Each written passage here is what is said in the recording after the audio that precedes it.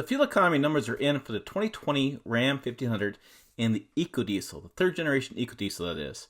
So I'm going to tell you about those numbers. I'm going to tell you how it compares to other models in the marketplace. Talk a little bit of criticism of this engine, and then I'm going to tell you, should you buy it?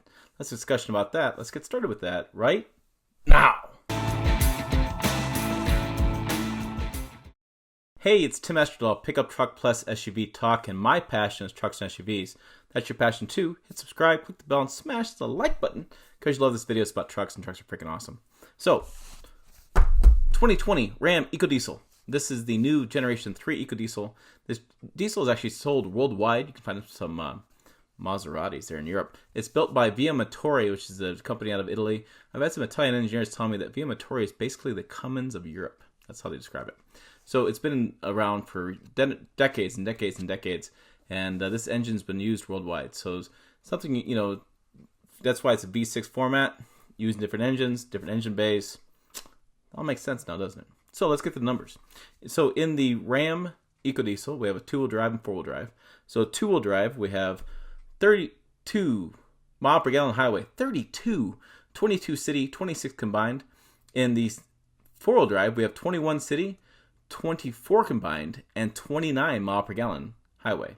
Pretty darn good numbers when you consider just like what, 5-10 years ago, the average fuel economy was like 15 to 17. That's kind of what we're hoping for combined. Now we're up to 26 and 24, and we're getting 30 on highway. Big changes. So those are the numbers. I'll put a little more on the screen of that. So let's talk about comparisons. So we have 4 half-ton diesels in the marketplace. And if you're scratching your head going, what the heck, Tim? There's only 3. Let me explain. So we have the Ram 1500 EcoDiesel, which we're talking about in this video. We have the Ford F-150 Power Stroke 3-liter V6 diesel, which I'll get to in a second. We have the Chevy Silverado 3-liter inline 6 diesel. That's available this 2020. And we have the 2020 GMC Sierra 3-liter inline 6 diesel as well. You may be wondering, well, wait a minute. The Silverado and Sierra are the same, but the fuel economy numbers are different. And so here's what we have. Chevy Silverado 3-liter inline 6, we're going to be rated at 23 city, 29 highway and 4-wheel drive, and 2333 city highway and 2-wheel drive. Yes, that's 1 mile per gallon better in 2-wheel drive than the Ram 1500. For the GMC Sierra, the numbers are slightly less. 22 city, 26 highway and 4-wheel drive, and 23 city, 30 highway and 2-wheel drive. This is due to the fact that GM submitted the AT4 as part of GMC's lineup, and the AT4's got a higher ride height because bigger tires, and it has aerodynamics are different, and GMC's are heavier trucks than Silverados. So getting back to the Ford F-150, that one's rated at 20 city, 25 highway and 4-wheel drive, and 22 city, 30 highway and 2-wheel drive. And so you can see Ram is right there neck and neck with Chevy.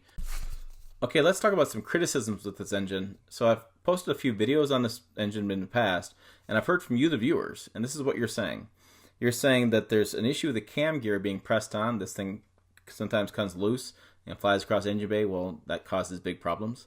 Some people argue how big of a deal that problem is.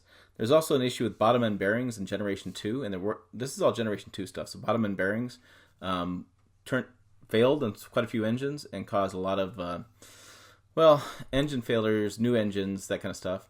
I checked with Generation 3, because it's newer generation, and I haven't heard anything about the bottom end bearings like being changed. It seems like the same bottom end bearings and cam gear is still pressed on.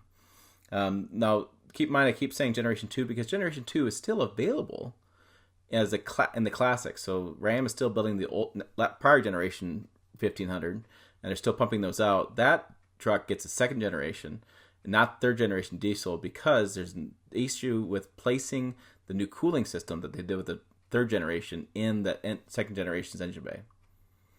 Wow. Did you catch all that? Basically, new engine doesn't fit in the older truck. There, done. Easy said. So that's kind of the criticisms there. I will tell you that there's last one was my colleagues at TFL Truck been recording on this quite a bit. EPA came in with EPA fix on the Ram. There was some issues about emissions and how they're testing fuel economy. And so they did an EPA fix on the second generation, and those customers saw a big decrease in power and a big decrease in fuel economy. So there's been conversations about that as well. So just keep that in mind. Do your research before you do any further. I've had a good time with it, and I'm sure there's plenty of Ram customers out there that swear by the EcoDiesel, think it's a great engine. But with every engine, there's always a little criticism. That's what's going on. So let's talk about should you buy, and I'm going to do this a little bit different than give my personal opinion. I'm going to use math. Yeah, let's talk about some numbers. So one thing to note, and I'm looking at my cheat sheet, is that the 2020 Ram 1500 comes with a 33-gallon diesel tank, diesel only. It comes with an available 33-gallon diesel tank for fuel in the EcoDiesel. The gasoline tops out at 26-gallon tank, okay? So you get additional, 7-gallon tank there? 7. That's a 6 plus, 7-gallon more. All right, so what I wanted to do is I want to look at the cost per mile, because it seems like this resonates with a lot of people. So if you look at the two-wheel drive numbers, I'm looking at combined numbers. The combined numbers are 17 miles per gallon for the Hemi. I'm going to look at the Hemi as well. Hemi versus EcoDiesel to me are more comparable than the 3-liter V6 and the EcoDiesel. So I have 17 combined. I have 26 combined in the EcoDiesel. And a side note, because I forgot to mention it, the 33-gallon tank is pretty impressive. That means you can go 1,056 miles in two-wheel drive truck and 957 miles of range in four-wheel drive. Talk about skipping the gas station. That's a big difference. And it shows up here. So if you do 17 miles per gallon in the Hemi at 26-gallon tank, you're going to look at 442 miles of range. If you do 26 miles per gallon at 33-gallon tank at EcoDiesel, it's 858 miles of range. It's almost 410 miles more than the gasoline. It's almost double range. So what I did was I looked at my numbers, and I looked at the numbers for the Ram first, Hemi. It's $2.58 a gallon for mid-grade fuel. Mid-grade fuel is recommended for the Ram Hemi. It's not required. It's recommended to get the best performance. So I'm going to go with mid-grade because that makes more sense to me. And it's 10 cents more. It's not that big of a deal. Fueling up that tank at 26 gallons is $67.78. And that works out to about 15 cents per mile with mid-grade. If you do the diesel, you have a 26-mile combined, 33-gallon tank, 858 miles of range. Looked up today, diesel fuel for Nebraska for the year was $2.78. And again, this is going to vary a lot. It's going to go up and down. You know, gas prices change a lot. That's for diesel, $2.78 a gallon. Works out to $91.74 to fill up that tank for 858 miles. That's your price per mile is 10.7 cents. So I'm going to say $10. No, not $10. 10 cents. Basically about 10.7 cents per mile. So it's 5 cents cheaper per mile versus the gasoline. Now, you're probably going, well, you got to add DEF. Well, DEF is a diesel exhaust fluids is always part of the equation. Some people can go a full tank with it. Some people go a full fill up with it. Some go a couple fill ups. But if you do a refill up, and I did some searching online, it looks like about $5 to $10 a gallon. I'm going to go for 5, just as a number. If you had $5, you're looking at $96.74 for DEF as well, and it's 11.2 cents per mile. And I should note as well, I think Ram or Chevy was telling me they're trying to do DEF per every oil change. That's how they're trying to get DEF to last. So there's your differences there. DEF's going to play a little role, but it may not play that big of a role. It may just be $5, $10 every 3,000 miles. So it depends on your usage.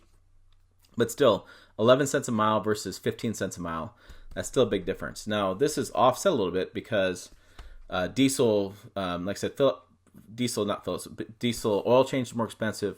And this truck, pricing-wise, I'll put it on the screen, it's $5,000 more than the V6 option, and it's about $3,000 more than the Hemi.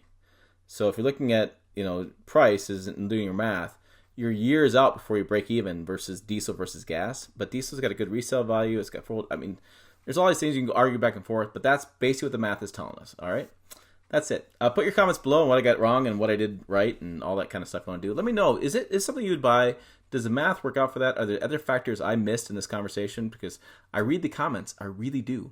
Make sure you find us, though, for more pickup truck and SUV news on pickuptrucktalk.com. 3 words, pickup truck talk, pickup truck talk, pickup truck talk. God, I talked today. On Facebook, Twitter, and Instagram, you're there as well. Go ahead and check it out. Put a bunch of funny stories and make fun of myself and all that kind of stuff. As always, thanks for watching. I'll see you down the road.